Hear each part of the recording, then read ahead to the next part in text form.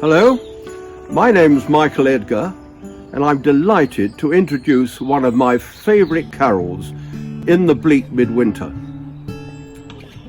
Walking in the Cotswolds a few years ago, we found a good lunch stop at a little pub in the attractive village of Cranham. The sign on the gate across the road bore the label Midwinter Cottage. I mused over this unusual, though vaguely familiar name. Eventually it clicked, and I asked the publican whether it was related to the carol In the Bleak Midwinter. He nodded and informed us that indeed Gustav Holst, famous for the Planet Suite, had owned it, and it was there in his cottage that he composed the music for the Bleak Midwinter Carol.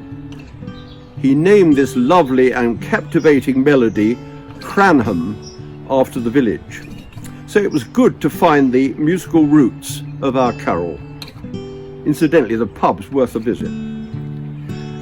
Christina Rossetti wrote the original poem in the mid-Victorian era, when winters were generally much harsher. In the first verse, she describes earth hard as iron and water like a stone.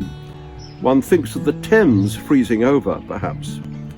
And she relates this setting to Bethlehem in the bleak midwinter long ago, with its surrounding hills and shepherds looking after sheep. The second verse of this meaningful carol starts, Our God, heaven cannot hold him, nor earth sustain. And this tells us that God, though being creator of the universe, yet emptied himself out of love for the world to take on human existence in the gift of his Son, Jesus. And I'm reminded of the words of St. Paul to the letter of the Philippians, that Jesus, being in very nature God, made himself nothing, taking the very nature of a servant, starting with his lowly birth that we celebrate at Christmas. So this verse concludes, In the bleak midwinter, a stable place sufficed, the Lord God Almighty, Jesus Christ. The last verse was quoted by Her Majesty the Queen in her memorable Christmas address message in 2012 as she entered the 60th year of her reign. And she challenged herself as a committed Christian. And I can but repeat what she said.